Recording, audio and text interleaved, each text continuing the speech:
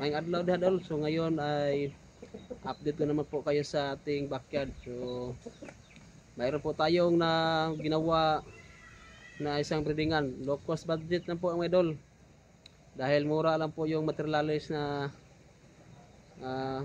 ginamit natin.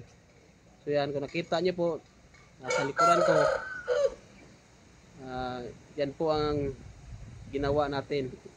So napakamura lang po ang bili natin sa mga materials yan, no? So ipakita natin ng klaro sa inyo mga idol ang forma ng ating ginawang breedingan. So ito po mga idol ang kanyang itsura, no? So nandun si kanawayon sa babaw mga idol. Napatong ra na to. So dito siya kasi breeding, no? So ito pong materials na ginamit natin, isa po itong tarima. So napili po natin yan sa hardware, no? Sa halagang 20 pesos ang isa. So apat po yung nagamit natin. Yan, ito na po yung itsura, no?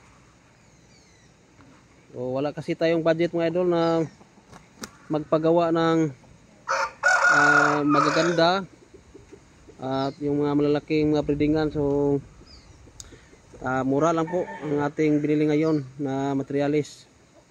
Isa po itong tarima. So yan, ito po yung forma nya. So hindi pa ito tapos kasi mayroon pa itong excuse me po, sinatawag aning atop or bubong. So lagyan pa natin yan ng yero mga idol. So meron po tayong mga sikanhan na yero. Yun po ang ilagay natin. Yan, pakita ko sa inyo sa loob, no? So hindi pa naman po ito tapos.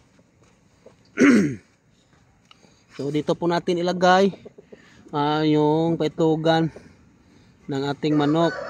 So yan, mayroon pong sangga dito mga idol. Dito po natin lagay yung pugaran natin. Tapos ito hindi pa naman siya tapos, no? Lagyan pa natin ng ipa.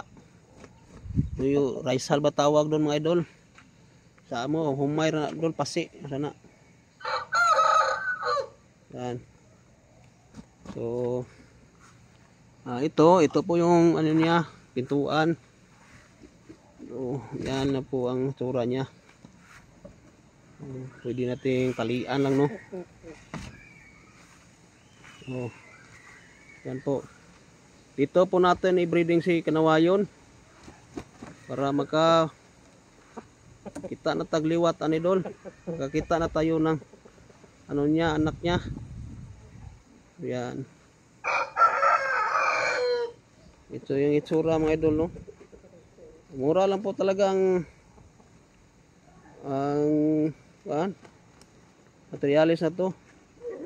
So kunti lang nagastos natin, no? 80 pesos lang po yung nagastos natin na pera dito. Yan. So mayroon pala ako sasabihin sa mga idol, no? Lalo na ang taga Bohol ng mga breeder. So nagpunta ako kanina sa provincial veterinary upang sana ako ng permit kasi may buyer tayo na taga Cebu. So hindi pa po pala pwede ngayon ang mga sisyo, no? So hindi pa po sila maka-release ng certificate para sa mga sisyo. Pero sa mga malaki lang po ay pwede daw. Pero idol, puti kayo. So, marami po kayong daanan dyan. So sabihin ko lang po to sa sa kababayan natin na taga Bohol, lalo na yung mayroong buyer na nasa malayo. So sa ngayon po bawal pa po daw yung sisyo, na bawal pa po sila magbigay ng permit ng sisyo. Dahil po daw sa may kaso ng bird flu. So So, sayang yung ano natin, no? Sayang yung bayar na natin sa Cebu. So, sayang kayo. Ay hindi pala pwede maka ano nang permit ang mga sisyo ngayon. So, baka po sa susunod, baka pwede na. Yun. Ano tayo? Yun lang hintayin natin para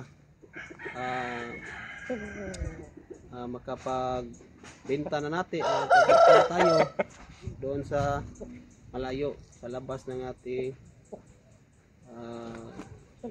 probinsya. Shout out pala kay si Boss Kerwin Sanchez yan sa Cebu. Sayang sir, sunod na lang kasi hindi talaga pwede yung sisiyo sir. Order kasi siya ng 10 sisiyo, no? Sayang kay Idol. Tira na sana Idol, pero okay lang kasi bawal pa naman. So baka sunod, o pwede na mapaabutan natin si boss ng ating mga lahi dito, mga sisiyo natin dito. Yan. Ito ang ating breeding mga Idol, no? Ang ating kanawayon.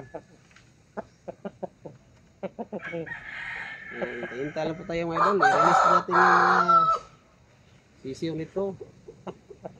So mayroon po tayong mga magandang babae, mga gandang inahin. Yun po iparos natin mga Idol. So hanggang dito lang po ating video.